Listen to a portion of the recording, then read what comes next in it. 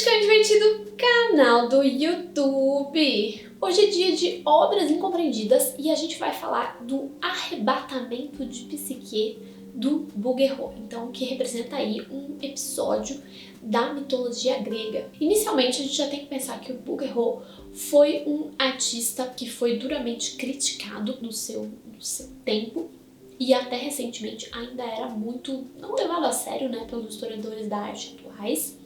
Porque essa pintura, por exemplo, foi feita em 1895, lá no final do século XIX, que já existia, fazia aí quase 40 anos, o impressionismo. Já existia o pós-impressionismo, ou seja, Van Gogh, o neo-impressionismo.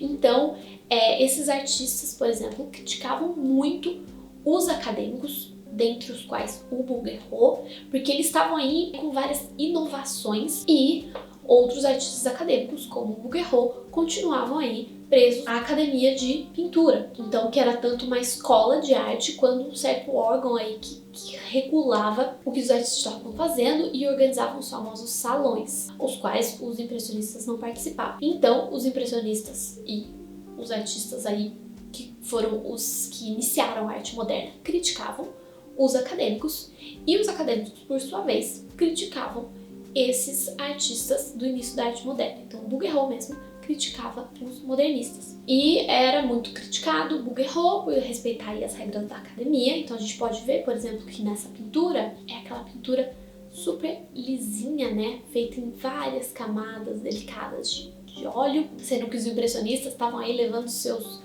cavaletes, suas telas para o ar livre e pintando aí com pinceladas muito expressivas, terminando as obras em uma única sessão, algo muito mais expressivo e que abriria caminho para as vanguardas. E os artistas acadêmicos, por exemplo, o Bouguereau, estavam pintando com as técnicas aí tradicionais e temas ditos tradicionais. Então criticava-se também esses temas que diziam, não tem grande significado, não está contribuindo aí para a inovação da arte, que eram só pinturas para agradar aí os ricos burgueses, que a gente ainda vai ver no final do vídeo, o que nessa pintura poderia ser para agradar o pessoal.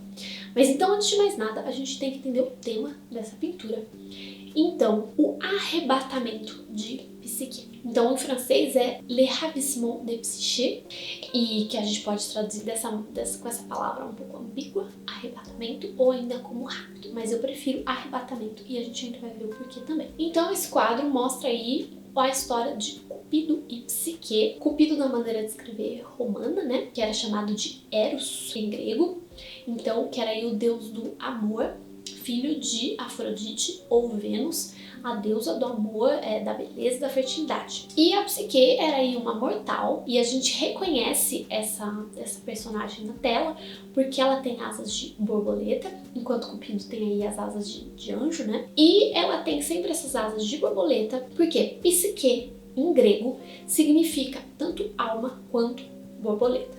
Então essa representação vem aí desde a antiguidade, muito abundante a representação desse mito. Um dos escritos mais importantes que contam aí essa história é o livro As Metamorfoses, ou O Asno de Ouro, do Apuleu. Então, ele conta aí nessa história que existia uma belíssima mortal chamada Psique. Ela era uma princesa. E ela era muito linda.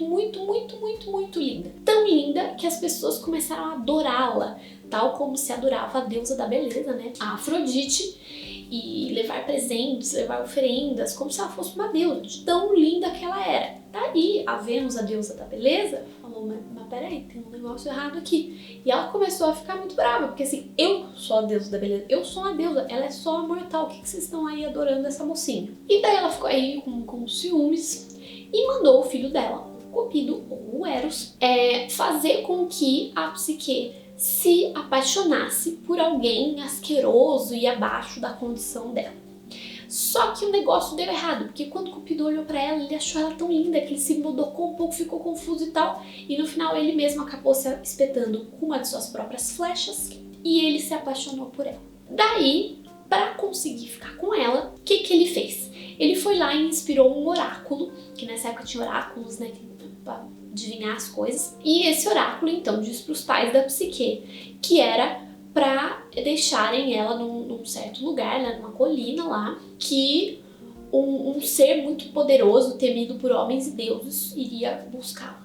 Então levaram lá a Psique, achando que ela ia morrer, que ela ia ser devorada, sei lá. E deixaram ela sozinha numa colina, que ela toda lá amedrontada, né? Porque achava que ela ia morrer também. Aí o que aconteceu foi que o vento Zéfiro, né? Personificação do vento, a levantou nos ares, aí levou ela para um lugar que tinha uma relva macia, que ela deitou e dormiu. E daí quando ela acordou, ela estava ali na frente de um magnífico palácio, e entrou nesse palácio. Era um palácio magnífico, magnífico, magnífico, e cheio de servos invisíveis, então tudo que ela queria aparecia ali pra ela, comida e tal. E daí ela foi conhecer o então marido dela, né, que tinha pedido pros pais dela deixarem ela ali, só que ela só encontrava com ele de noite no escuro. Ela não podia vê-lo, não podia saber quem era ele. E daí, tudo lindo, tudo maravilhoso, marido maravilhoso, mara. Só que daí, as irmãs dela começaram a deixá-la curiosa e com medo, falando, não, é um monstro terrível, uma serpente que tá só te engordando pra te devorar e não sei o que e tal. E daí, movida então por esse medo e pela curiosidade, ela foi um dia de noite, então, quando ela estava com o marido, quando o marido estava dormindo, ela foi lá ver. Vamos ver o que é esse marido aqui que eu tenho. E no final ela viu esse belíssimo jovem, né? Quase que um adolescente, esse belíssimo jovem. Só que ela ficou ali pasma. E daí caiu um pinguinho, né, do azeite da lamparina dela. Então ele acordou, né, porque o azeite estava quente. Viu que ela tinha desconfiado dele, não tinha confiado nele. Se decepcionou e subiu junto com o palácio. E aí a Psique quer reconquistar aí o amor da vida dela. Então ela vai até o templo de Vênus, né, Afrodite, a mãe do Cupido, e suplica, por favor, me ajuda. E daí a Afrodite ainda querendo, né, continuar a vingancinha dela por essa mortal aí ser bela demais, ela vai lá e dá um monte de tarefas dificílimas pra Psique, tipo, quase impossíveis.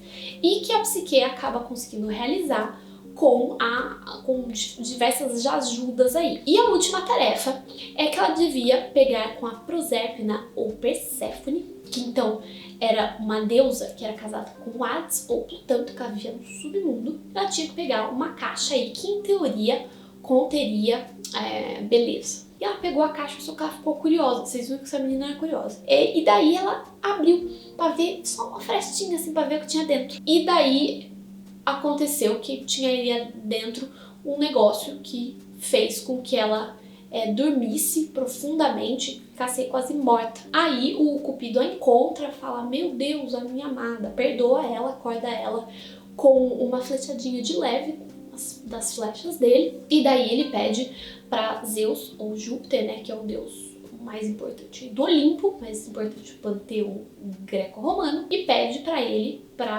que a Psique se torne imortal. Então daí temos aí uma das poucas histórias que terminam felizes da mitologia greco-romana. Então a Psique se torna imortal aí para sempre com o seu amor Cupido.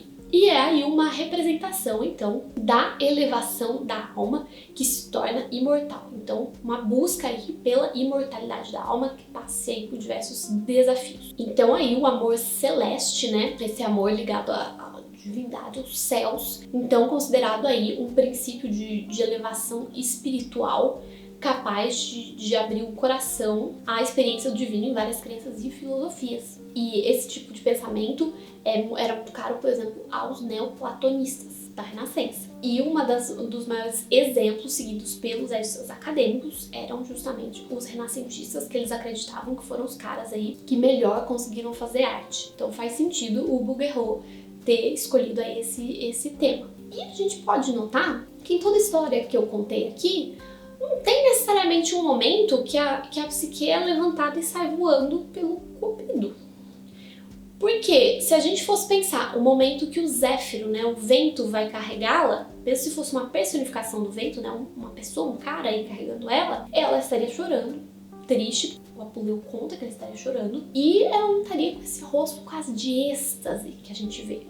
Esse momento aí poderia representar, quem sabe, então, o momento depois que o Cupido salva ela, mas não tem exatamente na história que ele levanta ela nos ares. Ou então, uma representação aí mais alegórica do encontro e do amor celeste e da elevação da da alma. Esse rosto em êxtase tem também a ver com o título da pintura, então, né, Le Ravissement de Psyché, por isso que eu prefiro a tradução O Arrebatamento do Psique, porque esse negócio de arrebatamento pode ter uma conotação positiva também. E a gente vê aí que ela está feliz, ela está gostando do que está acontecendo. Agora, quando a gente fala do rapto de Psique, essa outra tradução, rapto é uma coisa negativa, né? Então, por isso que eu prefiro aí o título Arrebatamento. E esse êxtase que ela tá, gente, parece quase que um êxtase sexual. E isso teria muito a ver em relação às ambições comerciais do Bouguereau, que uma das críticas, né, por exemplo, dos impressionistas em relação a ele, é que ele fazia aí só belas pinturas para serem vendidas para um público de ricos burgueses pelo marchand dele, Durand Ruel. Então, esses ricos burgueses gostavam de comprar aí pinturas bonitas, agradáveis aos olhos, e essa representação, né, de belas mulheres nuas ou seminuas, então, era algo que eles gostavam de ver, mas era decente o suficiente para ficar pendurado na parede da casa, não era uma representação obscena, porque pelas regras da academia, né, de belas artes, poderia se representar pessoas nuas, desde que fossem episódios aí, por exemplo, da história antiga, então pinturas de história e pinturas mitológicas, né, então cenas mitológicas. Não poderia se representar a pessoa do nosso tempo nua, daí era problemático. Por exemplo, quando o Manet representou o almoço na relva, daí eram mulheres do seu tempo nua, daí não pode, mas mulheres de outros tempos ou da mitologia, aí pode. Então ele estava aí representando bastante as regras da academia e que agradava aí a esse certo público de ricos burgueses. E isso foi duramente criticado. Então, depois da morte do artista, os quadros dele passaram de moda, podiam ser comprados aí por não muito dinheiro, porque estava aí nesse momento das vanguardas modernistas, do artista boêmio e da arte muito louca e cheio de experimentação e quebrando aí os padrões e abandonando as regras da academia.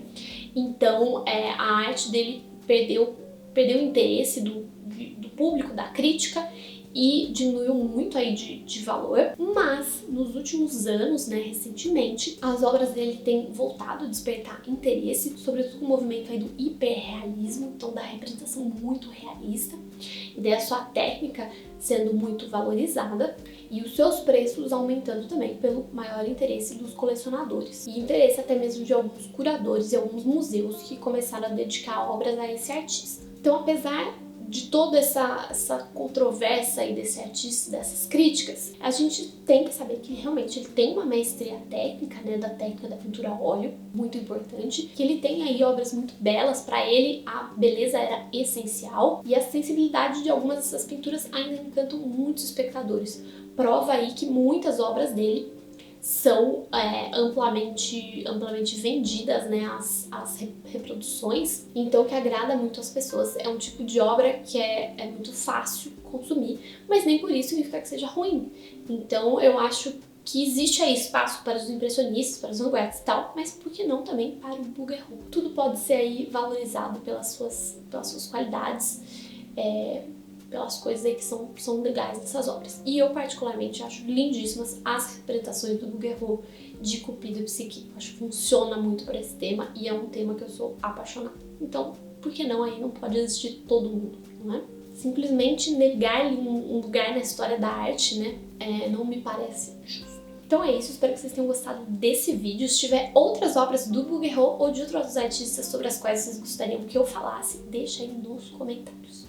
Então é isso, beijinhos e até a próxima!